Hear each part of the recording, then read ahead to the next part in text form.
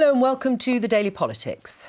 The Mayor of London, Labour's Sadiq Khan, warns cuts to the Met Police could make it harder to foil terror attacks. The Conservatives say police numbers remain high as the parties argue over how best to protect the country against terrorism.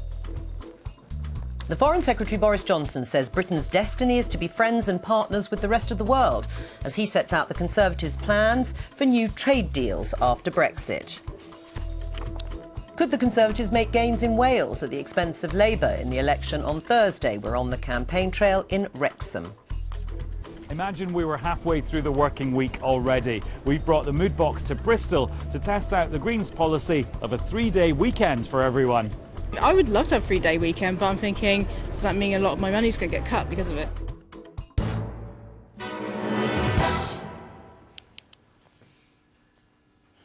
All that in the next hour, and with us for the whole of the programme today is Jonathan Bartley, the co-leader of the Green Party. Welcome. Thank you. First of all, though, today, the Mayor of London, Sadiq Khan, has warned that the Metropolitan Police is facing the loss of thousands of frontline officers under Conservative spending plans.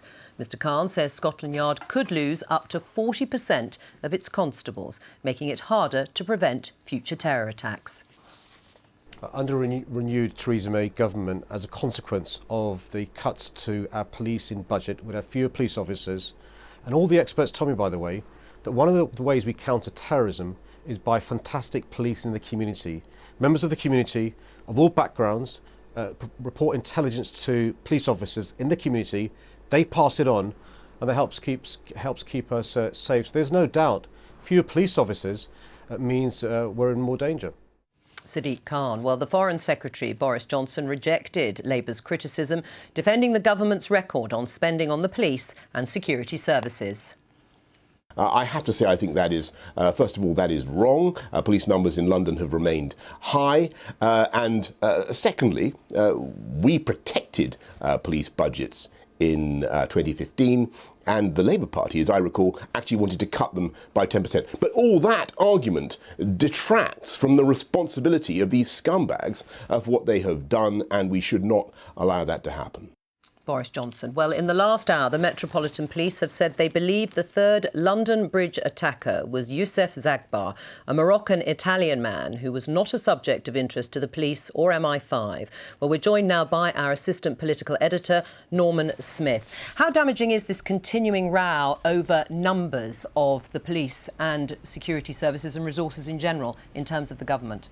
I think it's damaging because it just stops Mrs May getting onto the agenda she wanted to focus on in the last days of this campaign. She wants it to be about Brexit, and yet again and again when she's out and about, what she's challenged over is this reduction in police numbers. And why it matters so much is because it's very, very personal to Mrs May. She was Home Secretary. She presided over this cut in police numbers of around 20,000.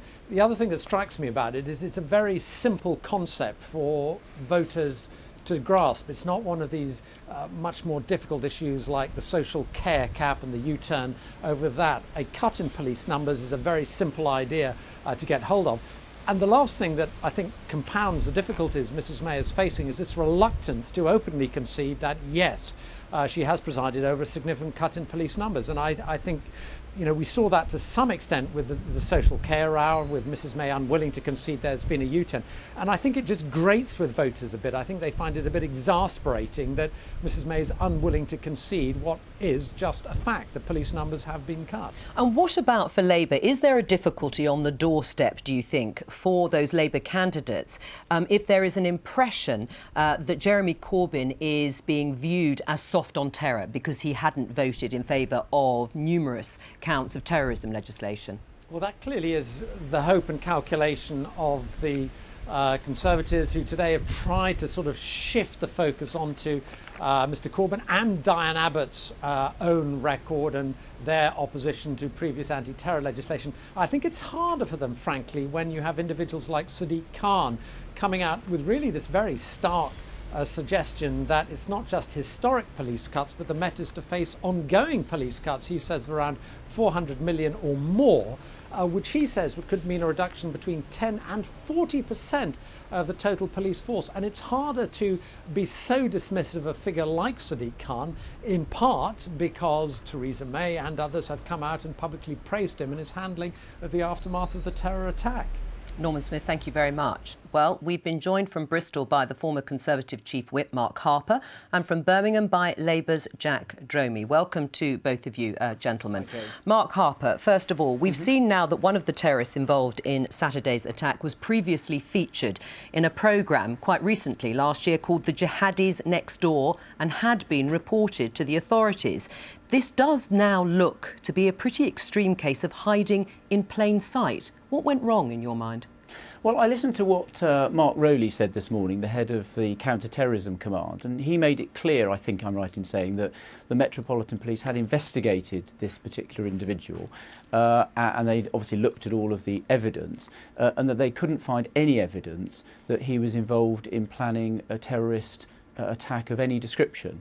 And I believe they then placed him in a group of individuals who they keep who they're alert to and keep an eye on, but he hadn't been planning anything, so they did the investigation. And I believe that's what he set out this morning very clearly. Yes, but people will find it very difficult to take that, bearing in mind what's happened and the fact that he's been identified. When they saw him, many of our viewers, in this television documentary, it was in 2016, last year, on Channel 4 News, where he's shown quite clearly in the company of people who would be deemed to be a threat to security.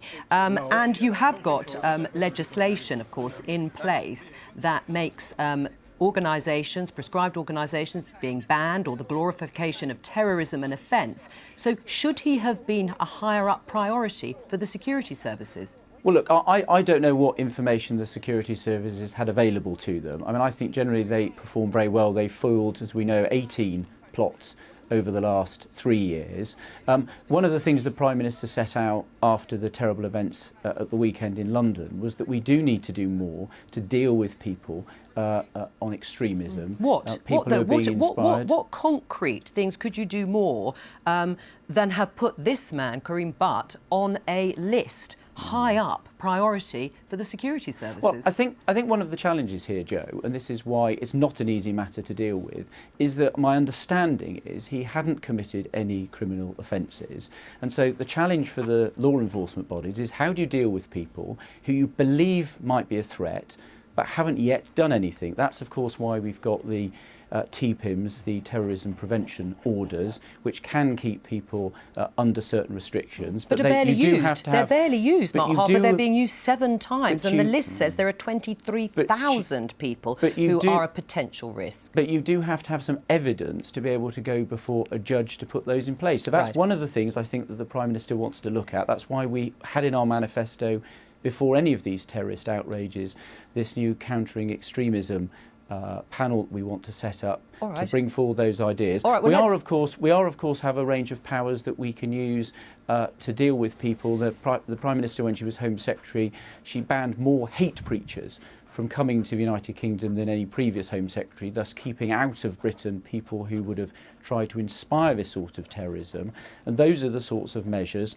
There's no single magic solution to this. You have to look at a range of measures, strengthening sentences for people committing terrorism, looking at the TPIM regime, and making sure we continue to invest in our counter-terrorism Let me put some of this resource. to Jack Dromey. I mean, it's true, isn't it, Mark Harper? If Karim Butt had not committed a crime and there was no evidence that he was going to plan an attack, Jack Dromey, then what could have been done to apprehend him ahead of this attack? Well, there's 2 issues, one of powers and one of resources. On the issue of powers, we put in place when we were in government control orders which were much more effective. The Conservative Party then weakened that down. This TPIM regime scarcely used, and that was absolutely wrong. But the second thing is crucially resources. Cressida Dick yesterday was right to make this point, the new Commissioner of the Metropolitan Police. And the simple reality which the Conservative Party and Theresa May in particular will not face up to is that they have cut 20,000 police officers. We're 1,000 fewer firearms officers down. All right, than let me where just we pick were you in up on your issue 2010. on powers, because you referred to the last Labour government, but we need to look at the current Labour leadership. Yes. How many pieces of anti-terrorism legislation has Jeremy Corbyn supported? Since Jeremy Corbyn's been leader, can I give 2 examples? No, can you just no, answer that question? I'm On gonna answer the question. anti-terrorism legislation, since 2000, which I'm gonna pieces answer- of terrorism legislation has Jeremy Corbyn supported? I'm going to answer the question. The first is that he supported Keir Starmer, myself, Andy Burnham, when together as the front bench team, we took through, in partnership with the government, the Investigatory Powers Bill, now the Investigatory Powers Act. And that gives to the police significantly greater powers to monitor terrorist suspects. Right. And the second example I would give is what's called the DAR clause, is that we persuaded the government to change the law so that in future, if somebody was arrested on suspicion of terrorism, they didn't escape the country like DAR did, but instead their passport was confiscated and they were kept under surveillance. Right. So in terms of practical measures, that's exactly the kind of thing we've done. Except that, of course, he has proudly voted, Jeremy Corbyn, against 17 separate anti-terrorism laws over the course of his career. He called for Hamas to be removed from the list of proscribed terror groups and said that Brits shouldn't be banned from returning from fighting for ISIS. So when people look at that record, they will say, under Labour, under Jeremy Corbyn, nothing would have been done about Quram Butt. And in fact, in 2014, Jack Stromey, he said in the House of Commons, I have no support for ISIS whatsoever, and obviously that should apply to someone who has committed crimes, but we should bear in mind that expressing a political point of view is not in itself an offence. The commission of a criminal act is clearly a different matter, but expressing a point of view, even an unpalatable one, is sometimes quite important in a democracy. So he would not have locked up the people involved in this offence. I've given 2 practical examples of exactly what he has supported us doing, he has led in doing since he's been leader in 2015.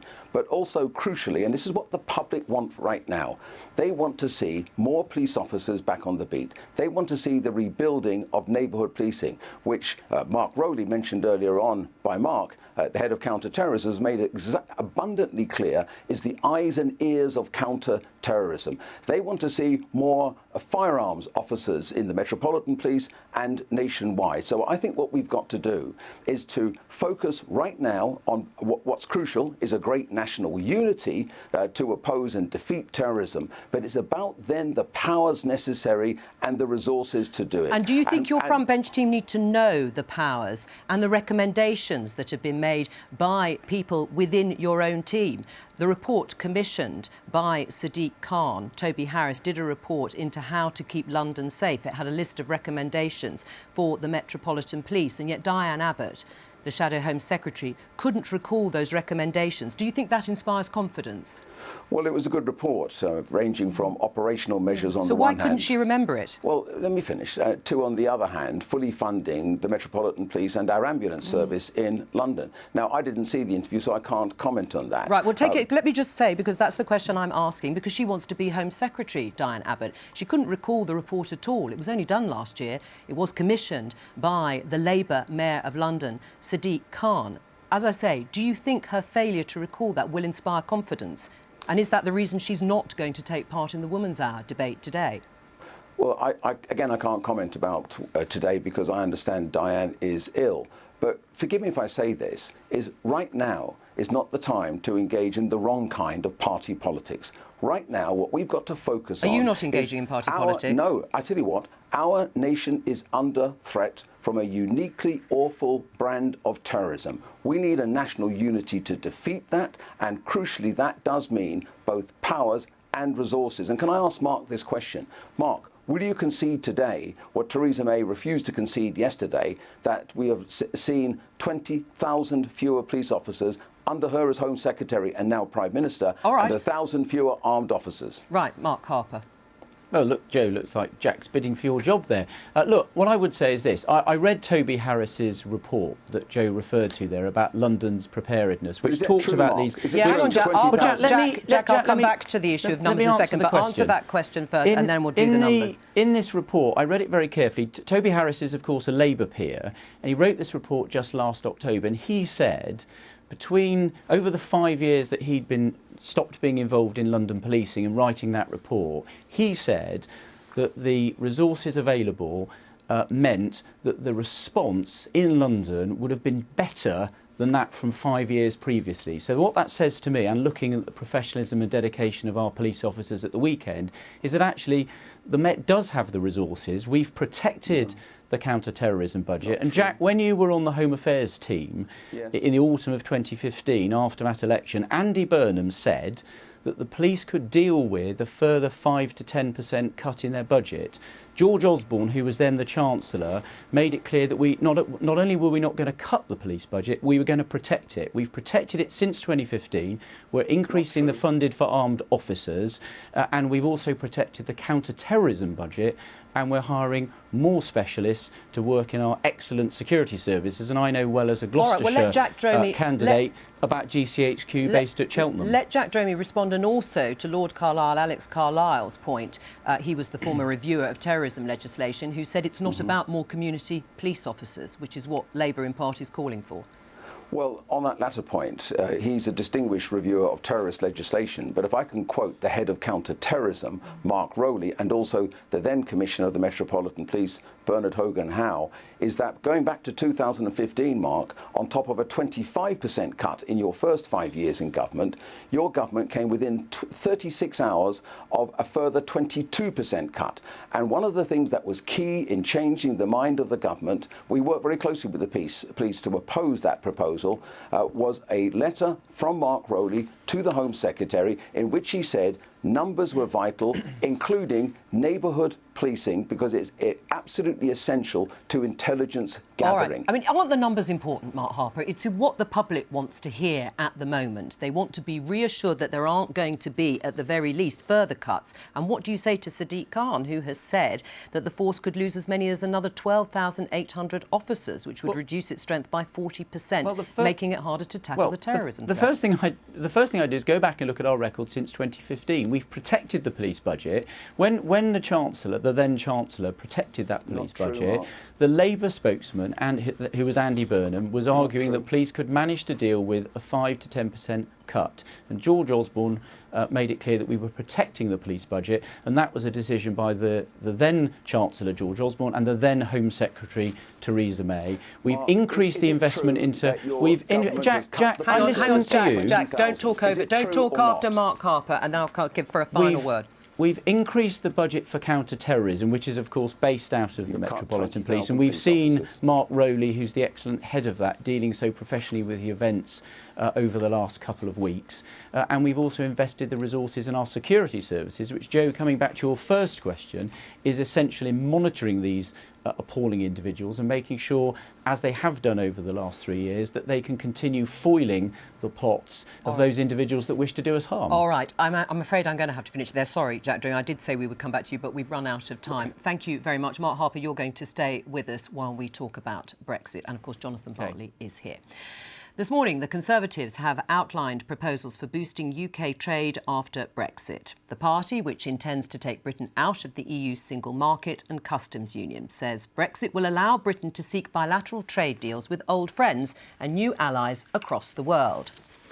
The plan, which is being outlined today by Foreign Secretary Boris Johnson, would see the government establish a global network of 9 trade commissioners.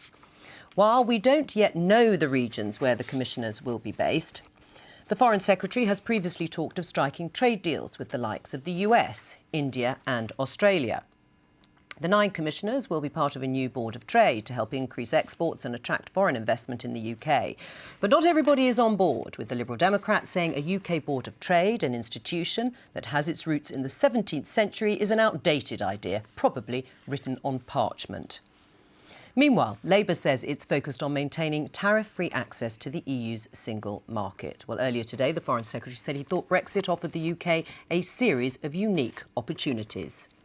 In the biggest popular mandate ever delivered in our history, the British people voted to leave the European Union. And we voted to take back control of our cash and our borders and, above all, of our law-making system, to put the British people back in the driving seat of their country, to give us the freedom once again to negotiate our own trade deals, to take back control of our economic destiny, and to build on the extraordinary traditions of this country as a global Britain, a trading nation that looks not just to our friends in Europe, but around the world. Mark Harper is still with us, and of course Jonathan Bartley, co-leader of the Green Party, is also here. Post-Brexit, the Greens must want the UK to make the most of all the economic opportunities that are available. So I presume you agree with much of what Boris Johnson has said. Well, the obvious way to make the most of those economic benefits is to stay in the single market. And that's the no-brainer. Why wouldn't you do that rather than having to pursue all these additional trade deals? But if we are going to go down that route, I think we've got to watch out for the very weak bargaining position that we're going to put ourselves in. Why is it weak? Well, we're seen with Theresa May going cap in hand to Donald Trump. We've seen in her rolling over on, and even raising climate change with the president on the phone over withdrawing from the Paris Agreement. She seems to be unable to curry any favour with the president. We will be in a weak situation going to the president. What will that mean? Probably that Donald Trump will come to us and say, well, you can have a TTIP-style trade agreement, which will have a investor-state dispute settlement procedure, secret courts, which will open up our public services to potential competition from American corporations, will open up the spectre of privatisation of our health service and other public services. I mean, that is extremely, extremely worrying. Yes, except, of course, it's not on the table, according to the government, in terms of opening up Britain's public services to what is American private. Well, let's ask Mark Harper. I mean, this idea of creating 9 new commissioner jobs and a board of trade, Mark Harper, I mean, it may prove to be, lovely in the future when Brexit is being negotiated, but it's nothing more than window dressing. It's not substantive policy, is it? No, it's very important. The important thing about the rest of the world outside the European Union is it's where the world is actually growing fastest and where we need to take advantage of those trade opportunities. And why it's important actually comes back to the discussion we were just having.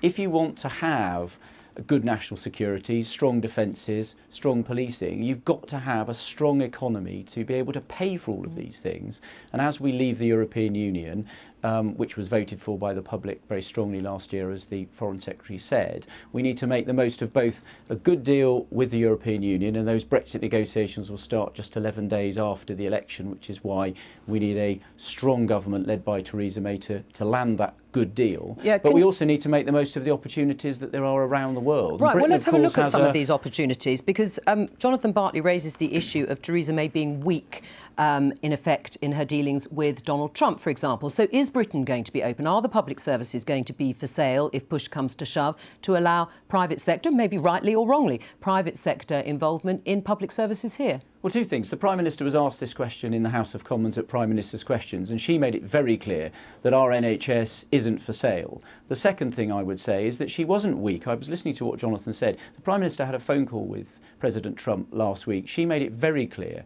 that she was very disappointed by his decision about the Paris Climate Change Accord. She made it very clear that that wasn't our policy, and she will do her best to try and persuade the Americans to come back to the table. Right. The difficulty, well, then let's of course, ask Jonathan is that Bartley. that was one of Donald Trump's campaign promises, which he was delivering. And the Prime Minister made it very clear that we didn't support it. Right. I mean, she made it clear. What more could she do? It was a campaign promise. He is doing what politicians so often fail to do, which is keep their campaign promises. First of all, we knew this was on the agenda long ago. When she went over to see Donald Trump and marched hand in hand with him, she should have been raising this and putting this right to the top. Secondly, to express a lot of disappointment about the biggest challenge that we face going forward for the next 10, 20, 30 years. There will be no trade deals if we don't tackle climate change. I mean, it's frankly embarrassing to see her in those debates saying, yes, I expressed a little bit of disappointment. You know what, if I'd been on that phone, I can't say what I would have said because you can't broadcast it this time of day, but I would have been very, very firm, and I would have said, look, this is a line in the sand for us. Right. I mean, Mark Harper, what about the tweets from Donald Trump to Sadiq Khan over the terrorist attack and how it's been dealt with subsequently? Will Theresa May, should she be on the phone to Donald Trump to tell him to keep out of Britain's affairs? Well, look, a couple of things. I think, first of all, the Prime Minister's made it very clear that the government's been working very closely with the Mayor of London and the Metropolitan Police. The second thing is, frankly, I think the Prime Minister has more than enough to do keeping Britain safe, focusing on the important issues at hand and not getting involved in who said what about whom on Twitter. Right. I think she's got her priorities straight, which is focusing on keeping Britain safe and thinking about, if she's successful at being re-elected on Thursday, getting down to those Brexit negotiations to make a success of them, which is important for our national security. Don't you think this is, frankly, a bigoted Islamophobic president who would single out Sadiq Khan but not go for Andy Burnham in Manchester? Well, Jonathan, I don't think if we're going to be able to influence the American government, which is what we want to do, we want to make sure that we continue our strong relationship in NATO and we persuade them to do the right thing. I don't think throwing insults about is actually very productive. The most sensible, hang on, Jonathan. The most sensible thing is for the Prime Minister to have a constructive conversation, make it very clear that she didn't agree with his decision on the Paris climate change accords. All right, but continue having that dialogue to try and persuade the American government to come back to the table and do the right thing on climate change. That's much more likely to be successful. Mark Harper, let's move on to one of the other countries in the world that you perhaps would want to do a trade deal with after Brexit, particularly India. But there is a potential problem there as well, because the Indians have made it very clear that they would like more visas for Indian workers as part of a trade deal, for example. And we know that your Theresa May is committed, if the Tories win the election, to reducing net migration to tens of thousands. And the Australians have said the same too. So how are you going to manage that? Well, the first thing is visas are always a part of a conversation with trade deals, but we already have a large number of Indian students, for example, coming to Britain. Well, we can have that discussion. The other thing worth remembering, Joe, is our net migration target is a net migration target. India is a very large market. I would expect if we were to conclude trade negotiations, you might well see Indians coming to Britain, but you would also see big economic opportunities for British companies working in India and opportunities for British business people actually to go and work in India and in their businesses. So it seems to me you have these negotiations. You'll talk about trade opportunities. You'll talk about migration. You'll talk about our fabulous offer for our excellent university sector, which is second to none in the world, which the government's always been very supportive of. Right. And it seems to me that's a very strong offer globally. Right. Mark Harper's talking about compromise in negotiations, and there will have to be compromise in any negotiation that you have. The Green Party manifesto says we will be actively campaigning to safeguard jobs, uphold basic rights and put environmental protection at the heart of any future trade deals. It's a rather protectionist approach, isn't it? I mean, is it going to be practical when trade deals do involve compromise, as I say? OK, I will come to that. Compromise is important, but this kind of compromise that we're showing, I think that, just going back to that point... Well, answer the question about the Green Party manifesto. I will come to that in just one second. We've talked about Sadiq Khan. Yeah, I think that, frankly, until Donald Trump apologises to Sadiq Khan, he should not be allowed a state visit here. The compromises that this government are making over, for example, Saudi Arabia, exporting arms to Saudi Arabia, a huge export market. 2/3 of our arms sales go to the Middle East. Is this the kind of trade that we're wanting in the future? Is this the kind of leadership that we're going to show the world? That's not the kind of compromise that we should be making. Yes, there should be compromises made, but not that kind of compromise. Are you comfortable, Mark Harper, with continuing trade relations with Saudi Arabia? Yes, I am. Saudi Arabia is a partner in actually trying to combat some of this extremism. My understanding is that our intelligence services receive valuable information from the Saudis, which enables us to take steps to help keep Britain safe, which I think is very important. So why has this report? Why has a report into funding streams that was commissioned by David Cameron as part of an agreement, I understand, with the Liberal Democrats during the coalition government? Why has it not been published yet? Well, the honest answer, Joe, is I don't know. As you know, I'm a backbench member of Parliament. I haven't seen the report. Do you think it's been suppressed? Published. No, I don't think so. I genuinely don't know, and I don't know what's in the report, and I haven't seen it. All right, Mark Harper, hang on. Do you think it should be published? Hang on. Mark Harper, I'm going to say thank you and goodbye. Thank you very much. The end of the discussion. Now, it's time for our daily quiz. And the question for today is, who have Society magazine Tatler named as the poshest candidate to be Prime Minister? Is it A, Theresa May, B, Tim Farron, C, Jeremy Corbyn, or D, Caroline Lucas? At the end of the show, Jonathan Bartley will give us the correct answer, or he'll make a stab at it anyway. Now, let's get a roundup of all the other campaign news now. And here's Ellie. Thank you, Joe. Well, Paul Nuttall, the UKIP leader, has just finished giving a major speech in central London. I'm told it was his final roundup of the campaign. He said that UKIP had led the agenda on immigration and Brexit. He also said that there were 200 seats that UKIP weren't contesting in this election. He said of those, only a handful would be the ones that he would suggest that voters would vote for the Labour Party. Now, with 1.5 days to go till polling day, he's not the only one out on the campaign trail. Nick Clegg has also been giving a speech this morning, describing Brexit talks as being a bit like a circus. Negotiating Brexit is going to be a tightrope act. The Lib Dem leader, meanwhile, was on a Question Time special last night talking about security. What we have at the moment, if you like, is a ever-widening haystack, and we're looking for a needle. And the answer is not to put more hay into the haystack, it is to put more magnets around the haystack so we can actually find what's in there in the first place. The SNP's leader, Nicola Sturgeon, who prepared for the same programme with a spot of aerobics, was grilled on the timing of a second independence referendum. I'm absolutely not proposing it now, I accept that point. But when are you proposing it? At the end of the process, when we know what when is the end of the process? Of Brexit. Well, I don't know that because I'm not in charge of the process. You'll get accountability with Conservative delivery. And is this the greatest election video of the campaign? In fact, ever? No, probably not, because apparently Greg Knight does this every election. Another Tory is not happy with the sound of music in her patch. The Christian candidate Maria Caulfield has accused her opponents of being very offensive and preaching hate by dressing up as nuns and singing "How do you solve a problem like Maria?" And Banksy for PM? The secretive graffiti artist came up with a rather off-the-wall idea of offering free prints of his work to people who could prove they voted against the Tories. The only problems? The police wondered if it might be bribery, and it's an offence to take a photo of your ballot paper. Like many of his most popular works, the idea has been taken down, presumably to be sold for millions at auction. So 1.5 days of campaigning to go, which means there's just one campaign roundup to go. We'll be back tomorrow. Ellie, thank you. We can now talk to Kevin Maguire of The Mirror and Rosa Prince, who has written a biography of Theresa May. Not so sunny today. Well done for grabbing that umbrella, the two of you. Yes, can you hold on to it, Kevin Maguire? Rosa Prince, first of all, this was supposed to be the Brexit election, and it's ended up being about security, understandably, with the dreadful, tragic events that have unfolded in Manchester and in London. What impact has that had on the campaigns? I think it's had a huge impact on Theresa May. This was meant to be her sort of gliding through to victory. She called the election thinking it would give her the mandate, we were told, to negotiate in Brussels, and instead it's become about her own leadership. And as you say, she's under a lot of pressure about her record as Home Secretary, which she's never really had to defend.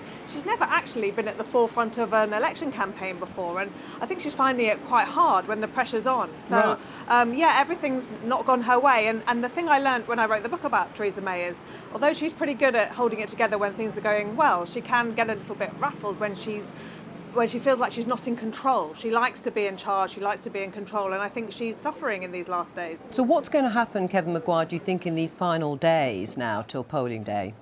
Oh, I think it's going to get even noisier, and each side is just going to go for the other. We've seen the Conservatives stepping up attacks on Labour over security, but in some ways they're backfiring because that issue keeps coming back at the 20,000 fewer police officers, more than 1,000 fewer firearms officers, 15,000 other staff in the police force, community officers, they aren't there now. So it's not as strong a card for the Conservatives as they've thought in the past. And Labour's trying to keep on pushing the fact that austerity has run down public services and wants people to vote for change. And somehow Labour's got to say, look, it's change you can trust, it's change you can want. Now, Theresa May wanted this election, Rosa Prince, to be about her leadership, about strong and stable. The campaign leaflets were very much about her rather than the Conservative Party. Jeremy Corbyn, the Labour leader's personal ratings were pretty dreadful at the start of the campaign.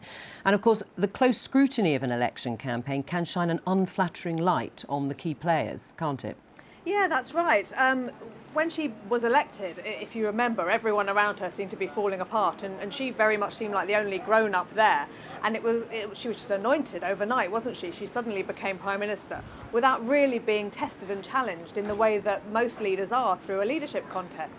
And then I think most people would say she had a pretty good first 10 months. She seemed in charge, she seemed quite solid, and there was no reason to believe that would change, particularly when she felt she was going up against Jeremy Corbyn, who Conservative strategists, presumably, like I think most commentators felt, was one of the weaker candidates that Labour had put forward at a general election. And events, dear boy, it didn't quite turn out like that. This election has really put pressure on Theresa May, and she's not coped with it that well. On the other hand, Jeremy Corbyn, who his 2 years of leadership have seen him often put under pressure. So perhaps he's got used to it and he's stood up to it rather well. Or It's is he a funny one. Yes, or is it, Kevin Maguire, that actually Jeremy Corbyn is seen out on the campaign trail in areas which are very strong for Labour already? He is appealing to young people who may not turn out to vote in terms of their track record in the past.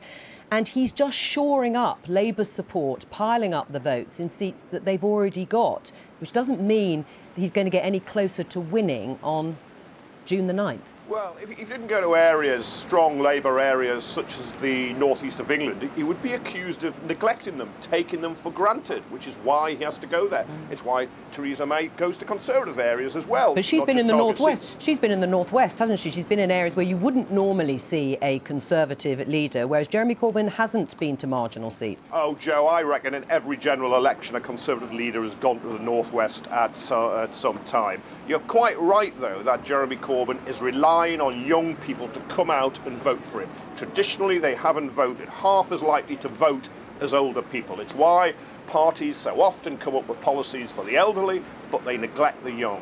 He's relying on them turning out. It may be a gamble that fails, but he's given it a go. And the story of this campaign, whatever the result on Thursday, whoever we find out on Friday is in Downing Street, is during the campaign, people have seen Jeremy Corbyn uncut, not the caricature that was often presented to them, and more people have liked him. And he's risen, she's fallen, and she looks frazzled, and it's her leadership that is shot now. All right, both of you go and grab some shelter. Get out of the rain. Enjoy the last few days. Bye.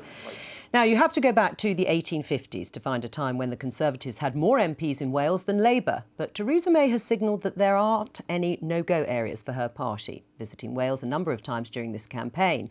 Wrexham is a top target for the Conservatives. Theresa May is there today, and Jenny Kumar's been there to meet the candidates. For decades, coal and steel were the big economic pillars in the Wrexham constituency. But now the work landscape is very different, with thousands of jobs based on this huge industrial estate. This super prison opened earlier this year and is a big employer in the area. The number of prisoners it holds, 2,000, which is roughly the same number of votes that the Labour candidate won by in the 2015 general election. So what are the key election issues in this constituency? And can Labour hold on to power?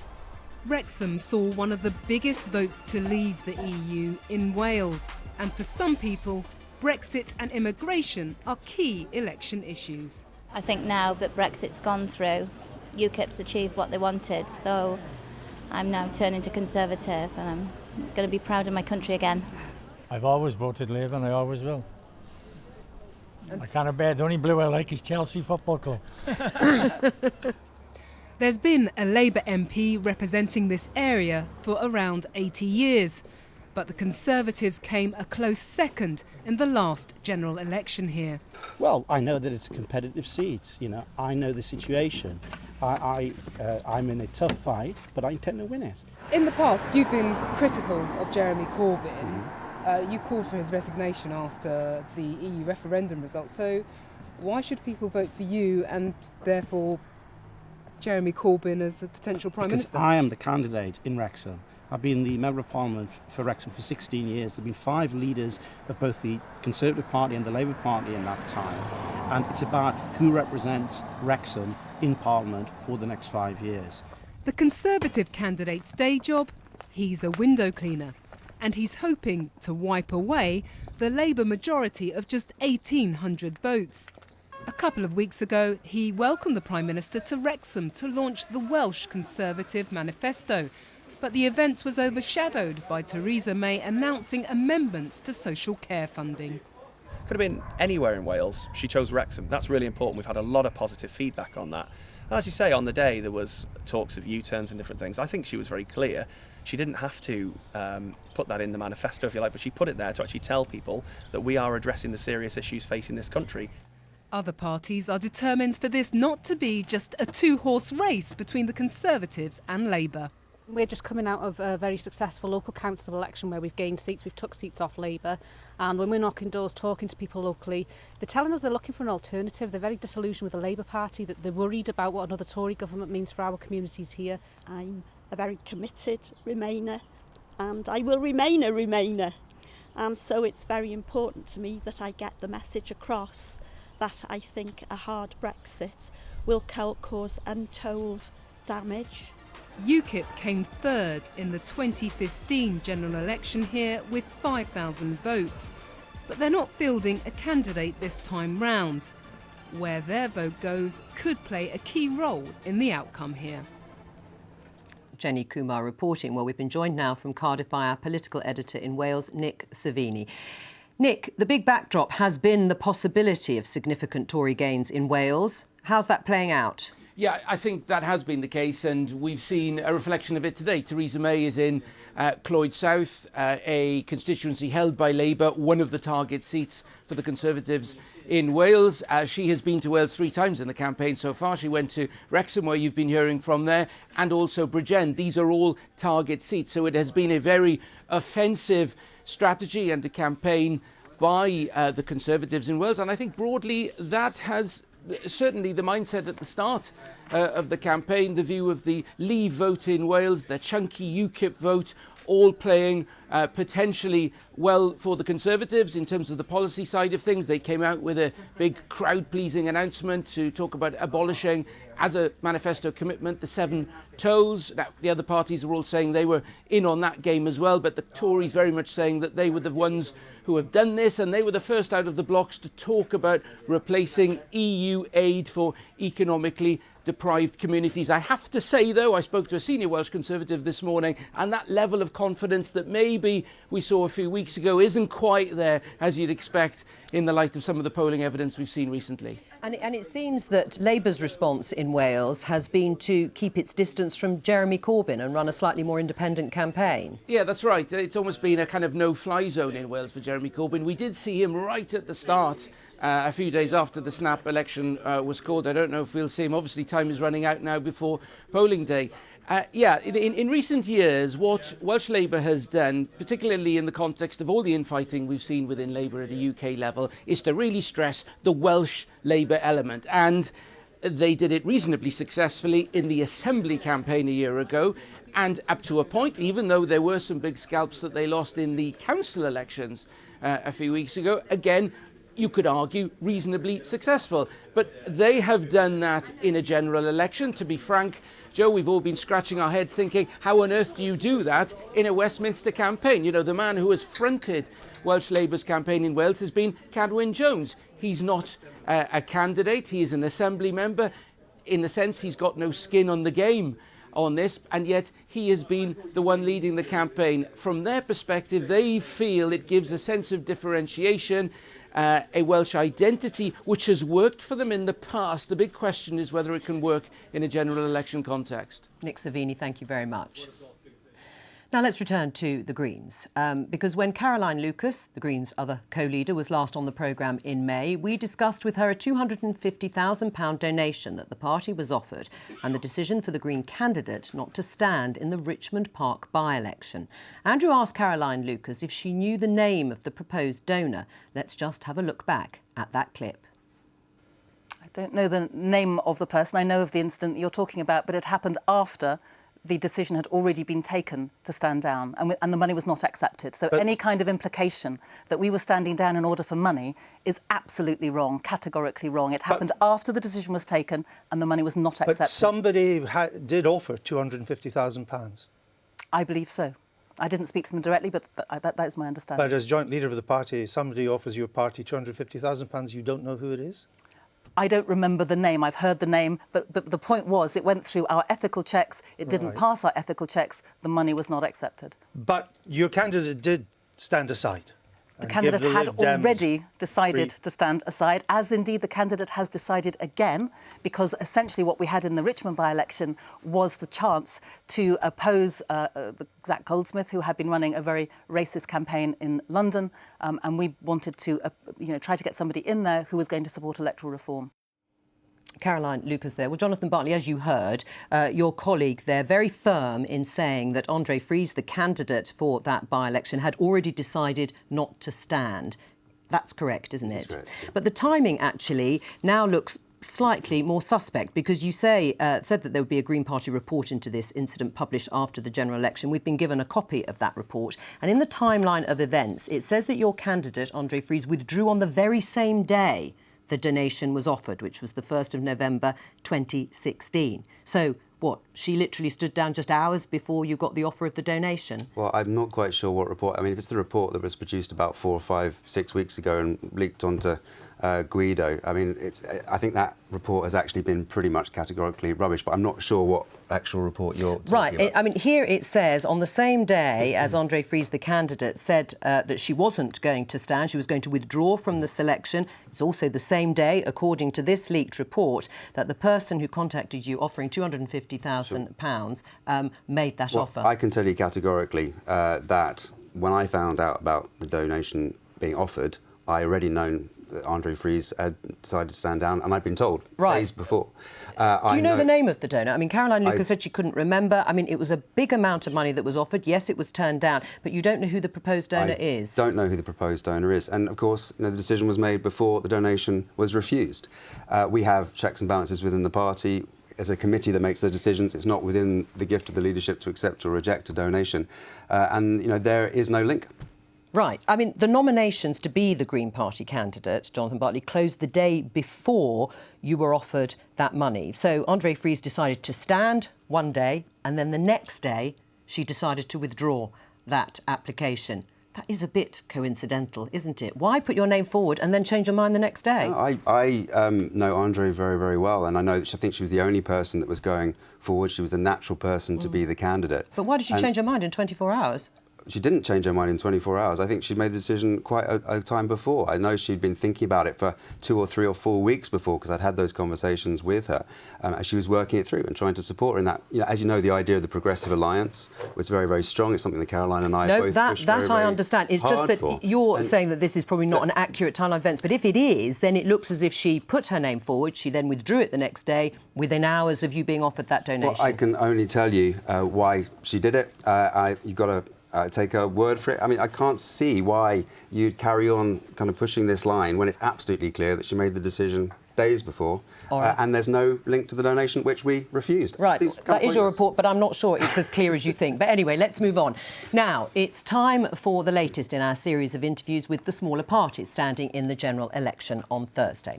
Established in 2006, the Animal Welfare Party is striving to create a fairer society in which the needs of people, animals and the environment are balanced. They oppose any repeal of the fox hunting ban and want to end the badger cull. They want to phase out animal experimentation with binding targets for reduction, combined with proper funding for alternatives. They're promoting plant-based diets in order to improve human health and to protect the environment and global food security. They propose ending live animal exports and reducing journey times for animals travelling to slaughter within the UK. And they want clear labelling of products so consumers can make informed choices in line with their own principles on the environment, health and animal welfare. And now we're joined by the leader of the Animal Welfare Party, Vanessa Hudson. Welcome to the Daily Politics. Thanks for having me. Given the unfortunate circumstances we're in at the moment, the current terrorism threat, immigration issues, various social problems in the UK, do we have the resources to focus on animal welfare in the way that you've outlined?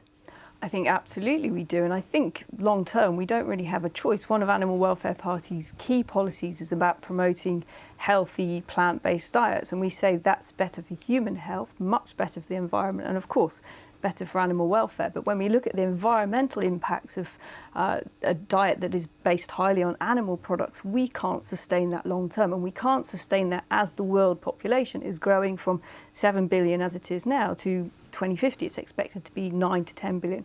We can't carry on feeding ourselves the way we are doing now. Right. What's the difference, though, between some of the policies you're suggesting and some of the policies of the Green Party? Why don't you just try and lobby the Green Party more to back the sort of things you're suggesting?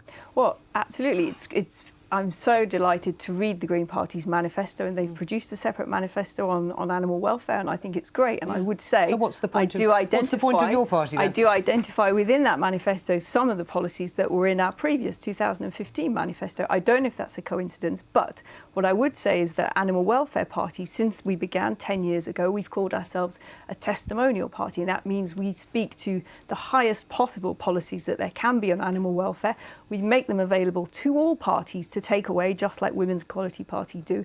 And we're very happy when we see them being picked up by other parties. So have you picked them up, Jonathan? Have you read Vanessa's manifesto and suggestions and rolled them into yours? I don't write the manifesto, so I haven't, with respect, read it, but I'm sure they're absolutely amazing. We produce an animal manifesto of our own, and we certainly did in 2015. And I think there is a role, as you say, to work with other parties like the Women's Equality Party. We've been working quite closely with them, and in some seats around the country we're working with them. And, you know, we want more choice in our electoral system, and I think, you know, this is another case for why we should be looking to reform the electoral system, have a fair voting system, so that people really want to put animal welfare on the agenda, they can vote for the Greens or the animal welfare. Well, let's talk about one of the specific policies, which is opposing any repeal of the fox hunting ban. What are your thoughts on Theresa May's plans to give MPs a free vote on the ban if they win the election?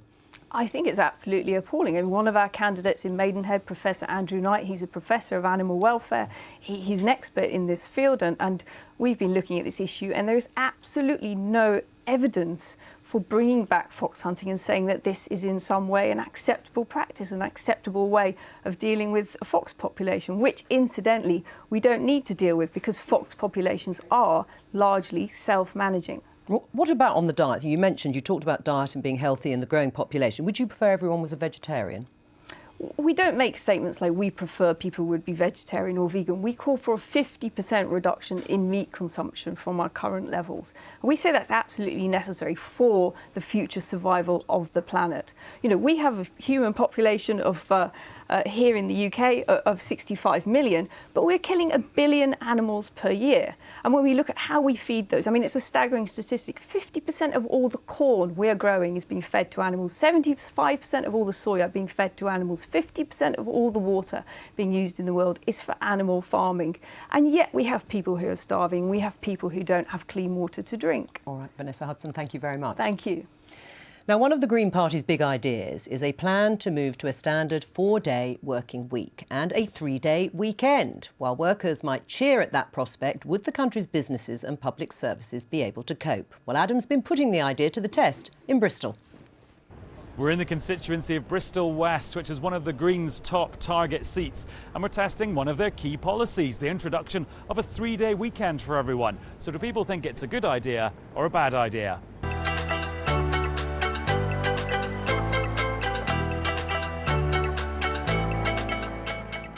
It's a good idea. Why is that? Because more time for students to get drunk. Should you be at work right now? I should be, but I'm not. Okay. I'm skiving. Okay, well, let's hope no one watches this on national television. Cheers, buddy. Thanks, cheers.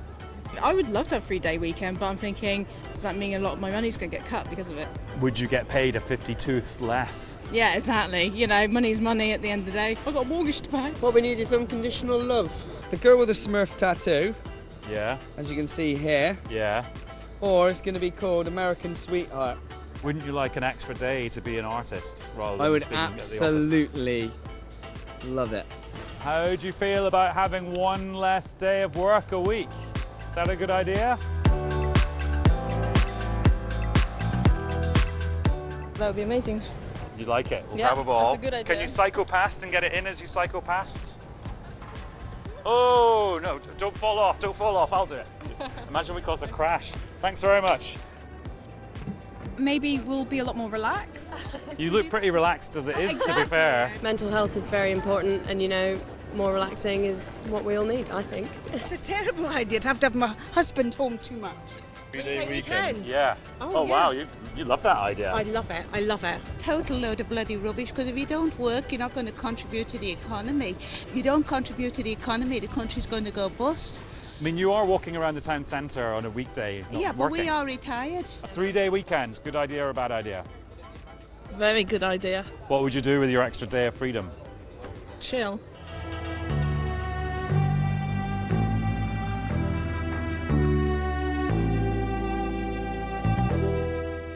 Look over there. Do you think that's the Green Party's battle barge?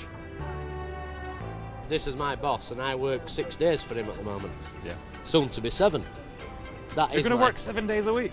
Yes, I will. Isn't that It totally... puts food on my table, it takes Right. me abroad twice a year, and yeah, that is my choice though. It would be fun, but it's just not practical. Well, there we go. A big majority of people think an extra long weekend would be an extra good idea. Yum. Adam Fleming, is that a big enough ice cream you've got there? I suppose he has to have some reward. Explain how your policy of a 3-day working week would actually work. Would we all have to take a pay cut? Would employers take a hit? 3-day weekend, 4-day working. Sorry, 4-day working week, 3-day weekend. What we're doing is we're flagging it up and saying we've got to start to think in these kinds of terms. 100 years ago, Henry Ford said, let's have a 5-day working week. And everyone said, yeah, you can't do that. But it's become standard. We're heading into a few decades' time, right now on our doorstep, this idea of automation, where there's going to be large amounts of job losses. At the same time, we know that we're getting stressed out in Britain. We work some of the longest hours in Europe. We take some of the longest sick pay. There's a huge burden on the NHS and on the welfare state. Right, but would people's wages be cut, or would employers take the hit? No, I think we want to have, it's obviously something that be phased in, and we need to have a conversation about it. Our feeling is no, people's wages shouldn't. So businesses and employers would take the hit? Not necessarily, because there are things that government can do. For example, you can provide national insurance incentives on employers' national insurance contributions to make it easier for companies that want to employ more workers at a more productive rate. Right. We know that it works for businesses, but they're more productive. But flexible working is slightly different, or part-time work, because actually what a lot of people say is that even if they have got a part-time job, you end up working 5 days, but just working them in 4. You'd be more stressed.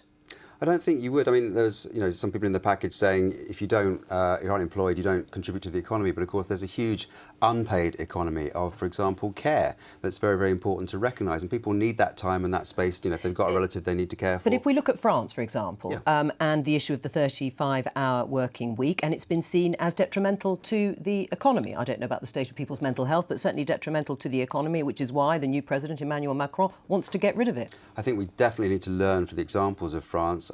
We're talking about something different, of course, and we're talking about something that will be phased in over time, something that we would do, as a matter of consideration, rather than suddenly introducing it overnight, which is much more along the French model. Right, you're not going to be in government, so how are you going to ever see these policies getting the light Very, of day? very happy to concede. Thank you, that we won't Jonathan. be For once, a politician is going to be honest about the prospects of being in number 10. What was very interesting is when we flagged this in our conference speech for a few months ago, suddenly it got a load of traction. And, it's a cliche, isn't it? You knock on doors and the doorsteps. But suddenly, genuinely, I was out canvassing and people were raising this. Well, because the people will like that idea. We'd all like that idea. But what about Labour's offer of having more bank holidays? Isn't that a better way to go? But they also, it's one way of actually, building up the bank holidays would be one way of, for example, phasing it in. And let's have this conversation. But there's a bigger picture. Let's take a step back, which is about who the economy is for. And very, very few people are actually asking that question. We get these bland numbers thrown around. Just make the economy grow 1%, 2%. Just get this trade deal here. Without actually asking who the wealth benefits, who the advantages go to. But if these policies are gaining traction, or this particular one, to have a 4-day working week, then why aren't you doing better in the polls? I mean, you're not doing nearly as well in terms of vote share polling as you were in 2015. In fact, people are probably thinking they'll vote for the Labour Party. Well, I think we both know this is a very, very strange election where people are voting tactically as never before. And you've encouraged it. We have worked with other parties and said, let's move beyond tribalism. But, this is an election where in 2015, as you mentioned it, a lot of people voted UKIP and it took the country in one direction. Effectively, they're running the government with no MPs. They said to the government, jump. The government said, all right. How high? You want to take the country in another direction, you can vote Green. OK, so you're hoping for more than one MP, presumably? I would love to have more than one MP. Right, there's just time before we go to find out the answer to our quiz. Which of the leaders is the poshest? Jonathan Bartley voted for in Tatler, I think it was. So, who we got? Theresa May, Tim Farron, Jeremy Corbyn or Caroline Lucas? Theresa May. No, it isn't, actually. It You're is Jeremy Corbyn. No. Yes, Really? it is. Yes. Surely not. Tatler say it's because his brother is called Piers and he has a son called Seb. So that is the reason that he has been voted the poshest leader. That's it for today. Thanks to Jonathan Bartley for being my guest of the day. In just over an hour's time, Adam Fleming will be popping up on the BBC Politics Facebook page. He'll have finished that ice cream by now. From all of us here, bye-bye.